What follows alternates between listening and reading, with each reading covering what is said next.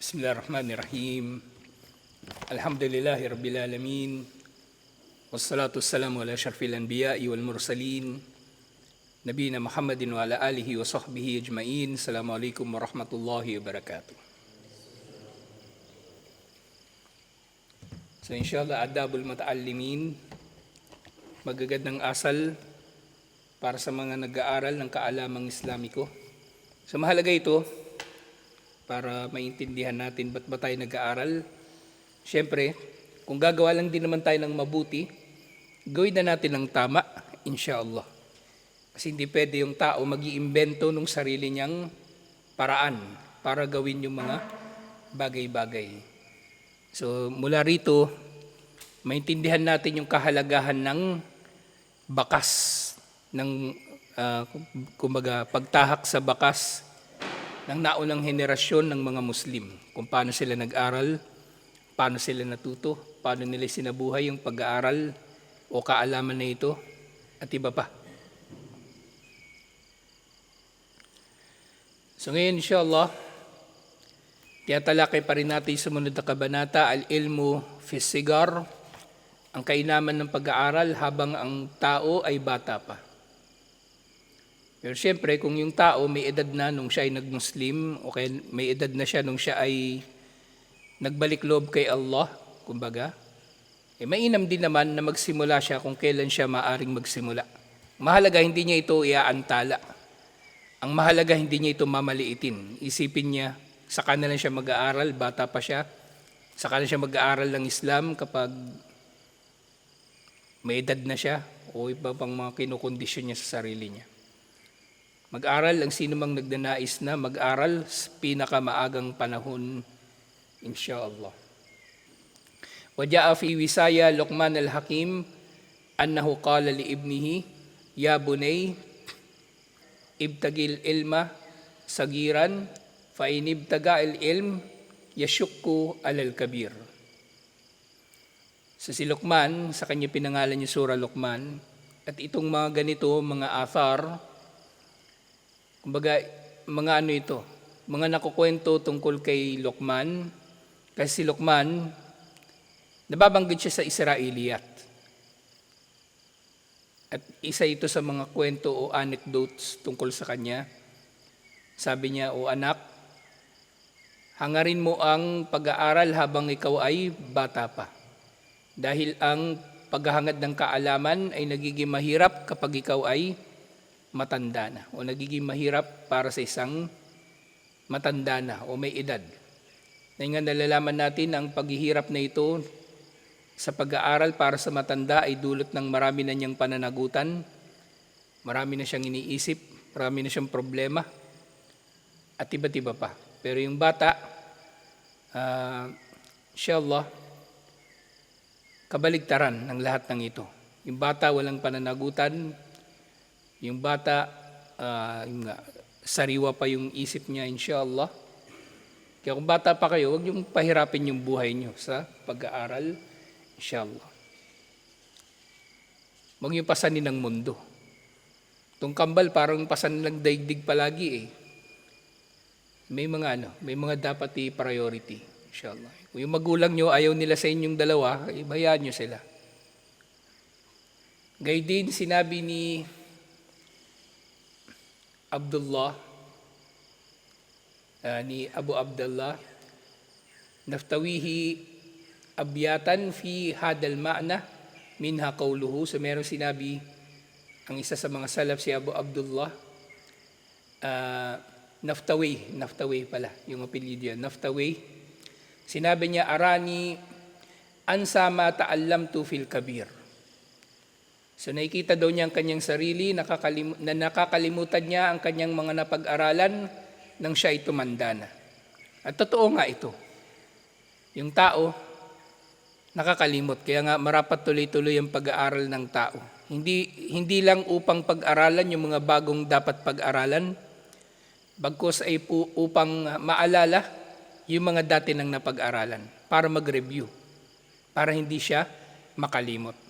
Okay? Kaya nga kung yung ilang mga subject, paulit-ulit, tauhid, halimbawa, akida, Tapos hindi mo na yung dadaluhan kasi sasabihin mo na pag-aralan na namin yan doon sa kabilang center, na pag-aralan na namin yan doon sa isang sikat na mangangaral.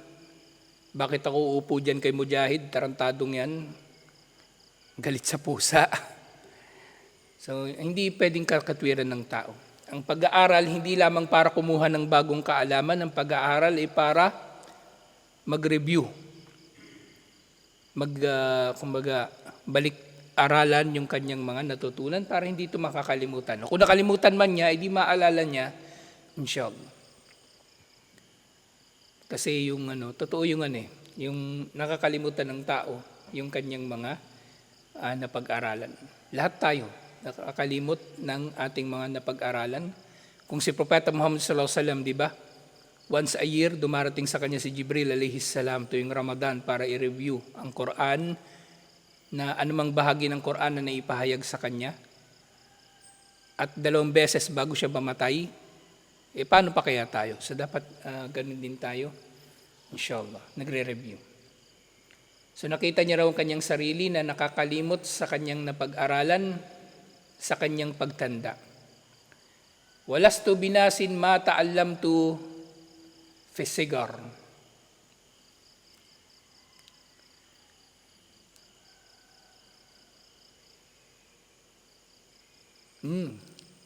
So isa pang kahulugan ng sinabi pala niya. Sasabi niya, arani ansa ma ta'allamtu fil kibar. Ito pala mas magandang translation. Sabi niya, nakikita ko ng aking sarili na nakakalimutan ko ang pinag-aralan ko nung ako'y matanda na. So yung mga pinag-aralan daw niya nung matanda na siya, madali niyang nakakalimutan. Pero yung mga napag-aralan niya nung bata pa siya, hindi niya nakakalimutan. So mas daw siya, mas nare-retain niya yung mga napag-aralan niya nung bata pa siya. Wamal ilmu illa bitta'allumi fis sabi.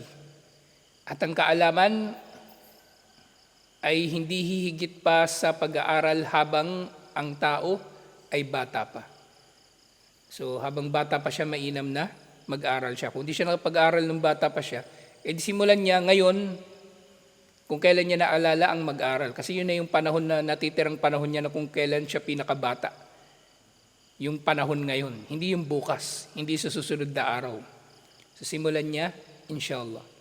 وَمَا الْحِلْمُ إِلَّا بِالتَّحَلُّمِ فِي الْكِبَرِ. So dapat bata pa lang nag-aaral na yung tao. Kasi kapag sa pagtanda niya, pagdating ng pagtanda niya, ang dapat na gawin naman niya ay ang hilm, ang pagtitiis. Pagtitiis sa kaalaman na ito na hindi niya makalimutan, inshallah. Pagtitiis at pagsisikap. Yun yung hilm. Walau fulikal kalbul muallamu fi sabi. Kung ang bata raw ay, kumbaga fulikal kalb, kung ang puso daw ng bata ay, kumbaga biniyak o inararo, para pagtataniman ng yun yung ibig sabihin ng fulika, na kung ang puso daw ng nag-aaral ay binuksan habang bata pa siya, la ulfiya fihi ilmu kan nafshi fil hajar. Ang kaalaman daw ay papasok sa kanyang puso katulad ng kan nakshi fil hajar. Ang pag-aaral habang bata pa ay katulad ng pag-ukit sa bato. Sa hijr dito, bato. So ganito rin yung yung sinabi ni Al-Hasan al-Basri pala nung nakaraan. Talabul ilmi fi sigari kan nakshi fil hajar. Na ang pag-aaral daw habang bata pa ay katulad ng naksh fil hajar. Na binibigyan din nila yung pag-aaral ng tao habang siya ay bata pa. Pag-aaral ng Islam habang siya ay bata pa.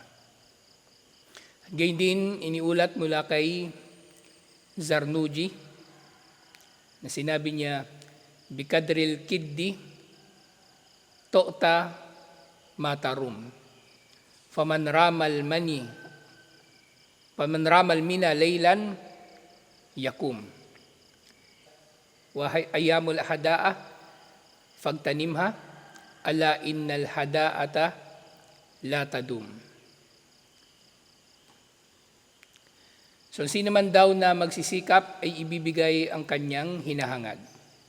Dahil sino man daw ang naghahangad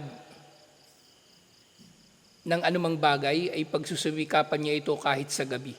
Tatayo siya sa gabi para pagsumikapan ang bagay na ito. Kung gusto mo ng dunya, ay magpapakapuyat ka nga sa gabi.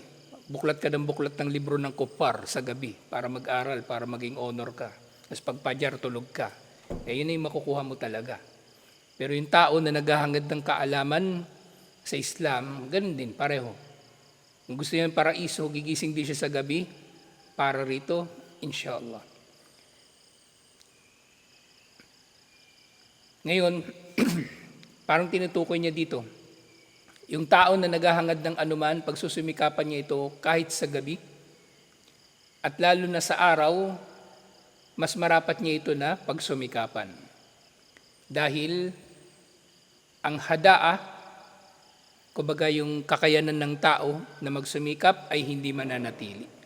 Sa sikapin ng tao nga na magawa yung mga bagay-bagay habang siya ay mayroon pang kakayanan na gawin ng mga ito. Mag-aral, magkabisado, at iba't iba pang mga bagay may kinalaman sa kaalaman. Ngayon din, wakana al-Imam az-Zuhri yaqulu li talamidi, sinabi ni Imam az-Zuhri sa kanyang mga estudyante, la tahkiru anfusakumul hadaa li hadaati sinnakum. Huwag ninyong mamaliitin ang inyong mga sarili dahil sa hadaa o kakayanan na dulot ng inyong mga edad. Kumbaga, huwag ninyong mamaliitin ang inyong mga sarili. Isipin ninyo na hindi pa kayo dapat mag-aaral ng mga dapat pag-aralan kasi bata pa kayo. Hindi, kunin na. Pag-aralan na yung dapat na pag-aralan, insyaAllah. فإن عمر بن الخطاب رضي الله عنه كان إذا نزل به الأمر المؤدل دعا الفتيان فاستشارهم يبتغي هدة عقولهم. So si Umar bin Khattab radiyallahu anhu, kapag meron daw siyang mga bagay na kailangan niyang pagdesisyonan, so tinatawag daw niya yung dalawang bata. Hindi na niya tinukoy dito ni Sheikh kung sino yung dalawang bata na tinutukoy ni Umar bin Khattab radiyallahu anhu. Pero maaring dalawang sahaba ito na pinakamaalam sa Islam. So maaring tinutukoy dito, syempre pangunahin dito yung anak niya si Abdullah bin Umar at si Abdullah ibn Abbas. So tinatawag niya silang dalawa at gusto niya na malaman ang nalalaman ng dalawang bata na ito. So yung tinutukoy dito, kinalaman ng naging ugali na ito ni Umar bin Khattab radiyallahu anhu, yun nga, kasi yung mga bata, meron silang kakaibang kakayanan sa pag-aaral at pag-unawa. At nga nalaman natin si Umar bin Khattab radiyallahu anhu, nag-Muslim siya, may edad na rin siya. Hindi pala 28. 28 siya nung naging propeta, si Propeta Muhammad sallallahu alaihi wasallam, 28 to 29. At nung nag-Muslim siya, ika-6 na taon ng Be'tha, ibig sabihin, 35 na si Umar bin Khattab radiyallahu anhu nang siya ay nag-Muslim. 35 years old. Ibig sabihin, kung mag-Muslim ka ng 35 years old, may pagkakataon ka pa na maging parang si Omar, inshallah. Hindi ko sinasabing pwede kang maging kalipa, pero kumbaga, wag mawalan ng pag-asa, inshallah. Si Umar bin Khattab radiyallahu anhu sa lahat ng mga sahaba, isa siya sa mga, kasi nasa mga 10 lang yung mga sahaba na nakakabisado ng kabuuan ng Quran nang namatay si Propeta Muhammad sallallahu alaihi wasallam. 10 lang sila, mahigit. 10 kasama doon yung Asharatul Mubashshirin bil Jannah at yung iba pang mga sahaba. Sina Ubay bin Ka'ab, si Zaid bin Thabit at iba pa. Mga 10 lang sila, mahigit. So si Umar bin Khattab radiyallahu anhu nang siya ay nag-Muslim, siya ay may edad na. Pero iba pa rin kapag yung bata ay nagsimula ng, o bata pa lang ay nag-aral na. So sa ganitong dahilan, kung bakit si Omar bin Khattab radhiyallahu anhu kumukonsulta siya kahit sa mga bata. So dito, rawahu Ibnu Abdul Bar fi Jami'i Bayanil Ilmi wa Fadlihi. Siniulat ito ni Ibnu Abdul Bar. So si Omar, yung madalas sa mga tao sa paligid niya, sina Abdurrahman bin Auf, magkakayasing edad lang sila. Pero nangyari, naunang nag-Muslim sa kanya talaga sina Abdurrahman bin Auf at sina Sa'ad bin Abi Waqqas. Nahuli siya na nag-Muslim.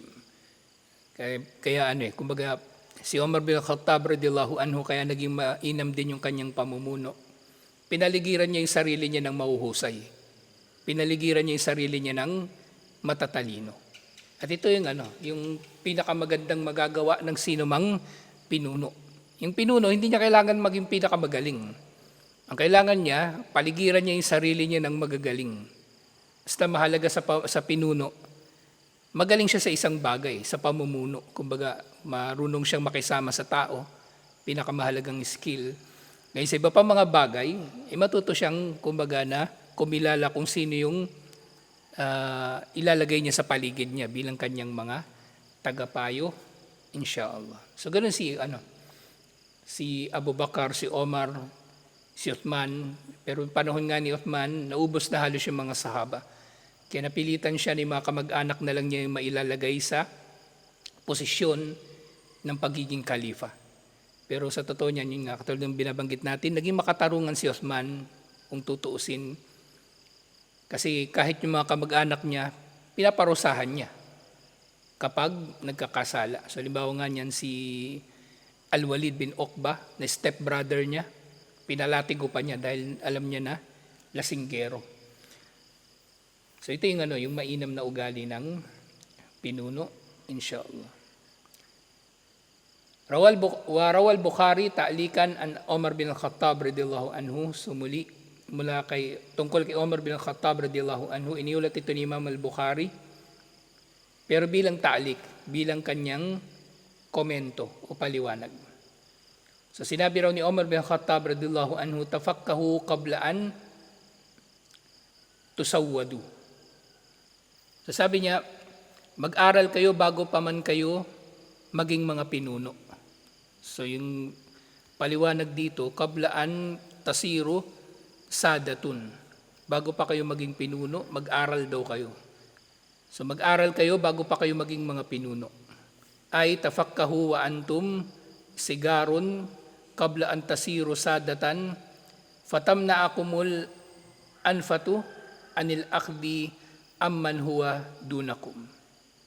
Mag-aral pa kayo bago pa kayo maging mga pinuno dahil kapag naging pinuno na kayo, pipigilan na kayo ng inyong posisyon na kumuha ng kaalaman sa mas mababa pa sa inyo o sa iba pa liban sa inyo. Kasi pinuno ka na ba't ka pa magtatanong?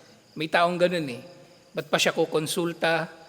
Ba't pa siya hihingi ng payo? Ba't pa siya makikinig sa iba? So ito yung kahulugan nito. Qabla an tasiru sadatun fatamna akumul